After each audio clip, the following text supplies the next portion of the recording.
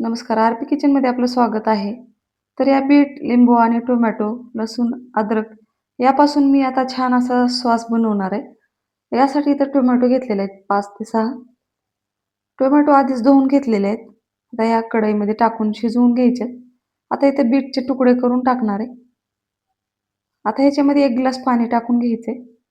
तोपर्यंत इकडे बीटचे तुकडे करून घ्यायचेत बारीक-बारीक. त्यामुळे बीटमुळं एकदम छान असं सॉस पण लाल कलर येतो आणि खायला पण पौष्टिक असा सॉस बनतो. यासाठी इथं मी बीट टाकलेलं आहे अर्धं.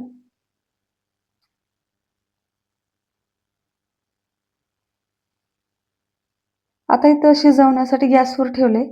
आता झाकण ठेवून ह्याला 20 मिनिट शिजवून घ्यायचे. आता बीटच्या फोडी मऊ झाल्यावर लगेच आपल्याला खाली उतरून घ्यायचे. आता ह्या टोमॅटोचं वरचं साल काढून घ्यायचे आणि मिक्सरच्या भांड्यामध्ये साखर, मीठ, बेडगी मिरची पावडर, लाल तिखट टाकून घ्यायचे.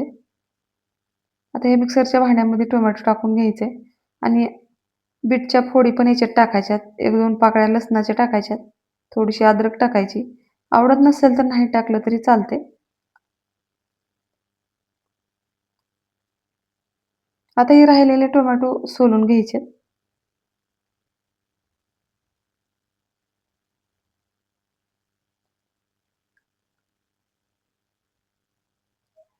आता इथं जास्त शिजल्यामुळं टोमॅटोवरचं साल सहज निघतं.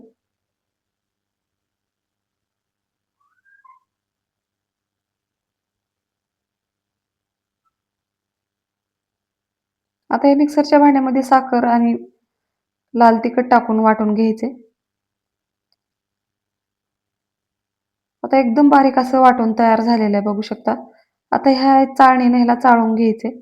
आता मी इथं चाळून घेतलेलं आहे. आता गॅसवर ठेवायचे.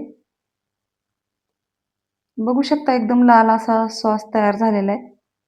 आता इथं अर्धा लिंबू टाकायचे ह्याच्यामध्ये. तर या अर्ध्या लिंबाचा रस टाकून घ्यायचा आहे. विनेगर पण 1 चमचा टाकलं तरी चालते. तर आता ही सॉस आलू पराठा किंवा धपाट्यासोबत किंवा आणखीन कोणत्याही पराठ्यासोबत खायला एकदम छान लागतो.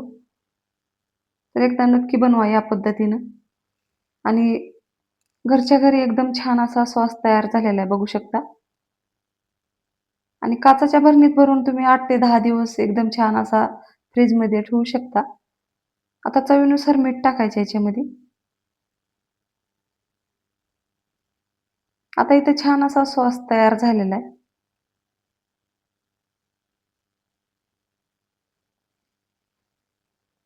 आता मी इथं गॅस बंद केलेला आहे. आता हे थंड होण्यासाठी एका भांड्यात ठेवायचं आहे. व्हिडिओ बघितल्याबद्दल धन्यवाद.